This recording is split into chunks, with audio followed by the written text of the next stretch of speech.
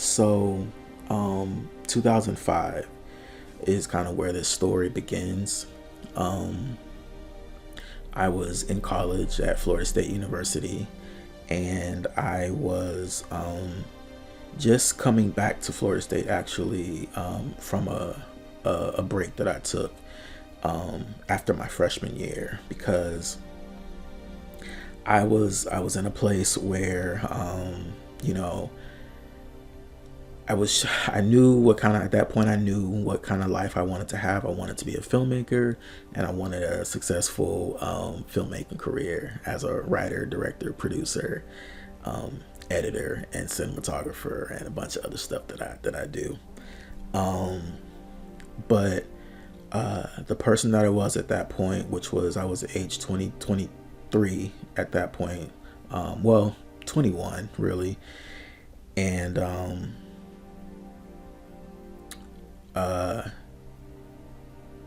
yeah, by let me see, hold on, let me back up a little bit. So the story begins in 2005, but by then I was already I had already started my filmmaking journey. I had produced a project in the previous years, coming out of high school into college, and that kind of convinced me that this is what I want to do with my life. And but I was also a kind of like a kind of like a I don't want to say broken or like a broken soul in a lot of ways because I came from a family environment with a lot of trauma. I grew up in a house with a lot of domestic violence. I grew up in a house with a lot of issues. So of course, as we all do, we bring that baggage into our adulthood, you know? And so I did that, but I got myself to college and I was there. I got through my freshman year, and now I was, trying to get my feet into this filmmaking thing and try to learn it. And I threw myself into it, as a student of film, while being a real student at this university in Tallahassee, Florida. And I was trying to find my way, and I was doing my due diligence to figure out how I was going to get there, and by 2005 I was ready to embark on my second project. I did a previous project called Damaged prior to that, and which I actually have no footage of that survived. But by 2005, I wanted to do something a little different, and I wanted to do it in the city where I was going to college at. And the project was a project called My Brother's Keeper, and it was an independent Black drama series that I dreamed up. And I'll even tell you the reference for it. So I had heard Spike Lee say something in the media about how networks weren't interested in putting Black drama series on the air, that they'd never survive, right? He said something like that at that time.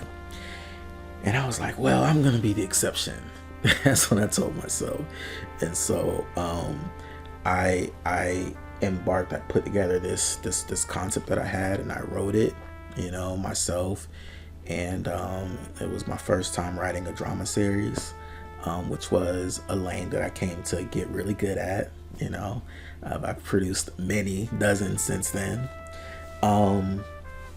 And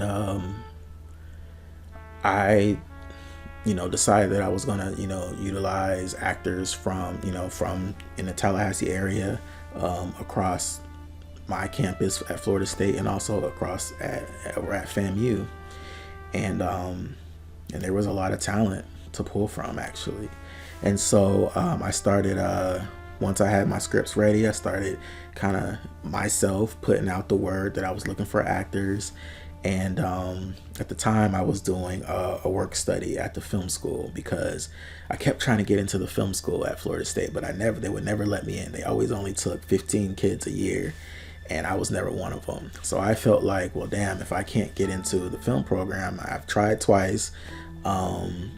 and for my freshman and sophomore year, didn't get in. And I was like, well, I don't want me not getting to this film school to stop me from being able to be a filmmaker. I just didn't think that had to be that way. And so I started doing it independently on my own. And so while I was doing my work study at the film school, though, I saw I noticed a spunky black girl named Keisha with Afro puffs, who I was like, oh, she seems like a cool girl.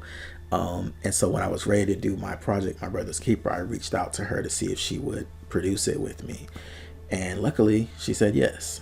So so me and her embarked on, putting the production of this project together, getting the actors together, getting into rehearsals and all that stuff, putting like a little crew together, and you know producing, right?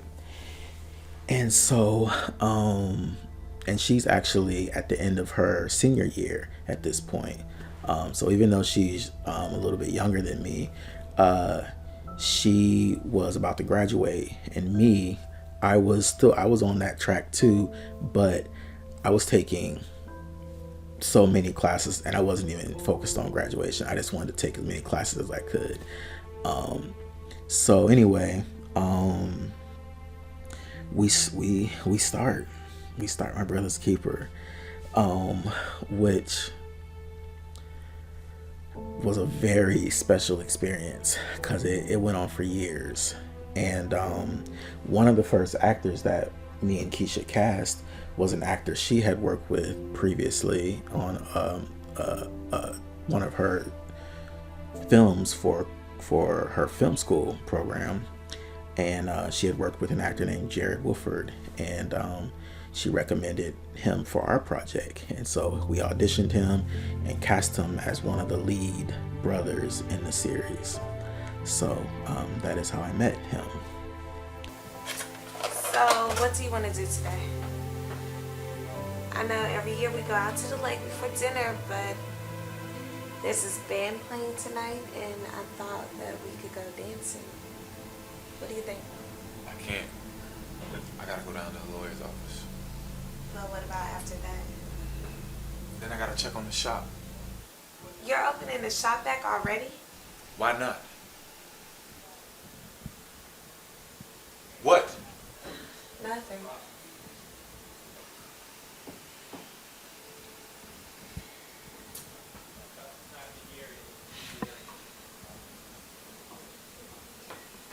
So I guess you'll just call me if you want to do something, right? I'm gonna go take a shower. Darius.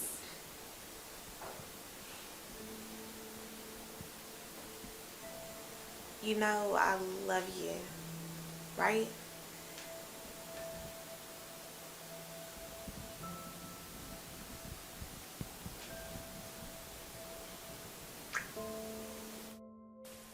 What are you doing here? I'm leaving in a few days. Great. That's all I need to know. Have a nice life.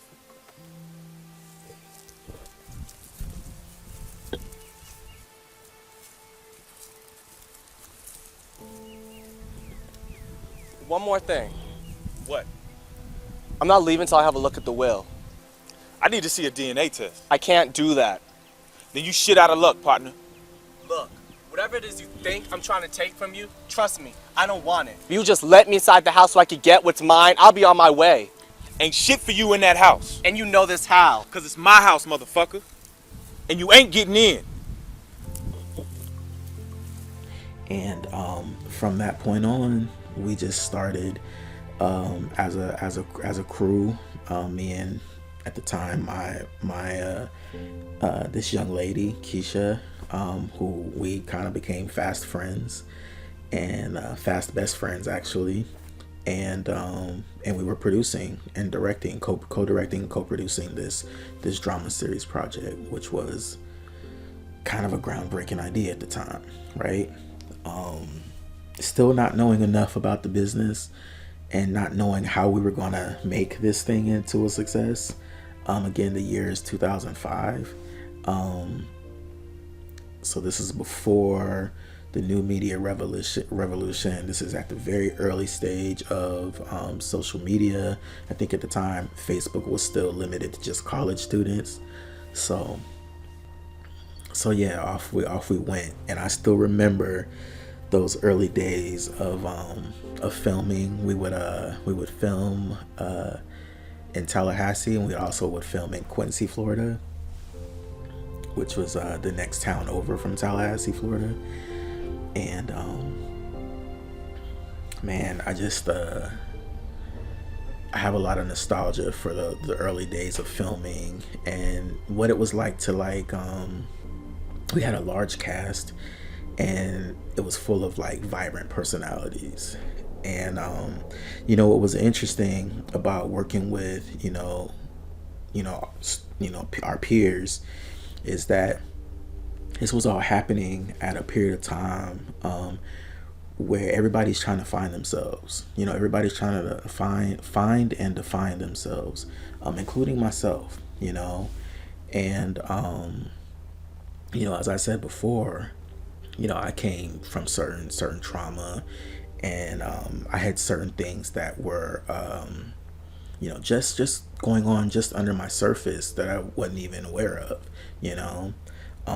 So when I look back at myself at that time, I a few of the ways that I would describe myself is I was a little naive in a lot of ways. There were certain experiences that I hadn't had,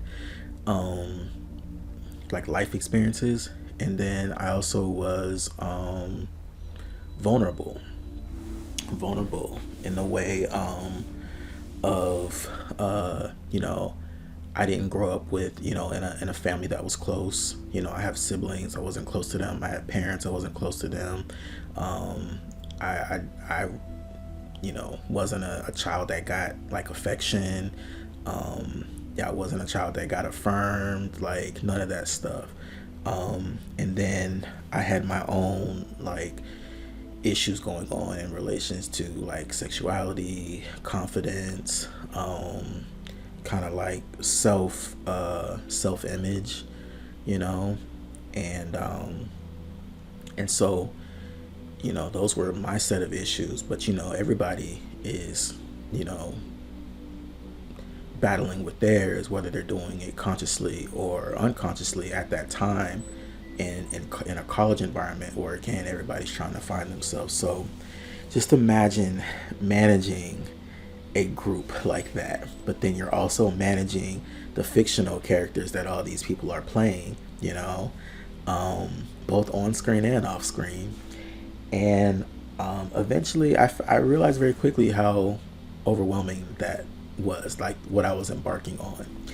And I wasn't prepared for what that was going to do to my my emotional, mental, psychological stability.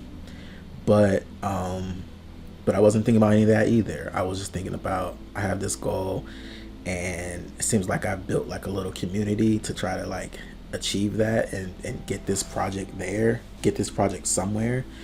And that was my focus,